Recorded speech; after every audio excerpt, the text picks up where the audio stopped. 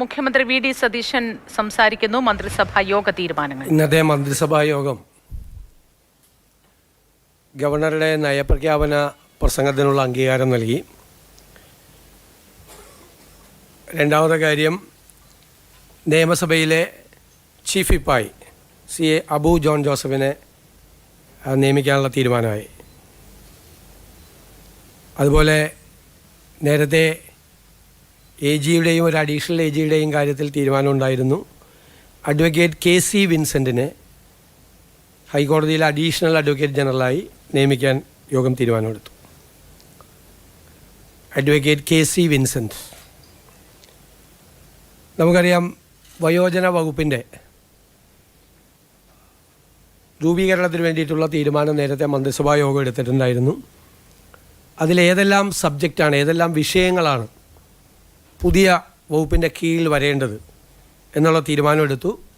അത് social justice വകുപ്പിൽ നിന്നാണ് പുതിയ കാര്യങ്ങൾ, പുതിയ വിഷയങ്ങൾ ഈ വകുപ്പിലേക്ക് എടുത്തിരിക്കുന്നത്. അതുപോലെ നേരത്തെ ഡയറക്ടർ ജനറൽ ഓഫ് പ്രോസിക്യൂഷനായി നിയമിച്ചിരുന്ന T. അസഫ് അലിക്ക് ലോകായുക്തയുടെ സ്പെഷ്യൽ അറ്റോർണിയായും കേരള സ്റ്റേറ്റ് പബ്ലിക് പ്രോസിക്യൂട്ടറായും അദ്ദേഹത്തെ നിയമിച്ചിട്ടുണ്ട്.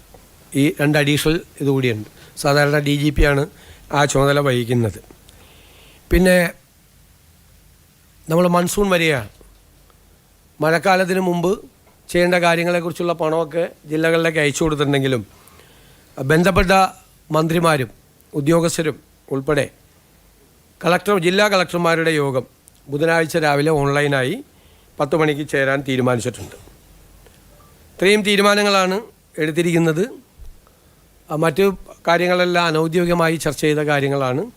ഈ തീരുമാനങ്ങളാണ് നടക്കുന്നത്. ഏറ്റവും പ്രധാനമായിട്ടൊരു അവധി ദിവസങ്ങളായതുകൊണ്ടാണ് വളരെ മുൻപ് ക്യാബിനറ്റ് കൂടി ഗവർണർക്കുള്ള പ്രസംഗത്തിൻ്റെ അംഗീകാരം കൊടുക്കാൻ വേണ്ടിയിട്ടുള്ള സ്പെഷ്യൽ ക്യാബിനറ്റായിട്ടാണ് ഇന്ന് ചേർന്നത്.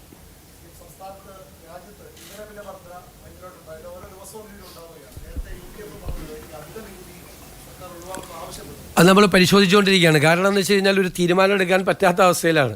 ഓരോ ദിവസം കൂടിക്കൊണ്ടിരിക്കുകയാണ്. അപ്പോൾ അതിൻ്റെ അകത്ത് ഒരു എമൗണ്ട് വന്നു കഴിഞ്ഞാൽ ആണ് നമുക്കതിനെ സംബന്ധിച്ച് അതിൻ്റെ ഇമ്പാക്റ്റ് എന്താണെന്ന് ഞങ്ങൾ ധനകാര്യ വകുപ്പ് സൂക്ഷ്മമായി നിരീക്ഷണം നടത്തുന്നുണ്ട്. നികുതി വരുമാനം എത്രയാണ് ഉണ്ടാകുന്നത്, സാധാരണക്കാരന് എത്ര രൂപയാണ് അതിൻ്റെ അകത്ത് ബുദ്ധിമുട്ടുണ്ടാകുന്നത് എന്ന് ഞങ്ങൾ പരിശോധിച്ചുകൊണ്ടിരിക്കുന്നുണ്ട് ഓരോ കൂട്ടലിലും. പക്ഷേ ഇത് എല്ലാ ദിവസവും വന്നുകൊണ്ടിരിക്കുകയാണ്. അതുകൊണ്ട് ഒരു കൃത്യമായ അതിനൊരു തീരുമാനം, അവസാന തീരുമാനം വന്നു കഴിഞ്ഞാൽ മാത്രമേ നമുക്കും തീരുമാനം എടുക്കാൻ പറ്റുള്ളൂ. അല്ലെങ്കിൽ നമ്മളും തീരുമാനം എല്ലാ ദിവസവും ഇതുപോലെ ഓരോ ദിവസവും ചെയ്യുന്നത് കൊണ്ട് ചെയ്യേണ്ടി വരും. അത് ഞങ്ങളുടെ പരിശോധനയിലാണ് തീർച്ചയായിട്ടും.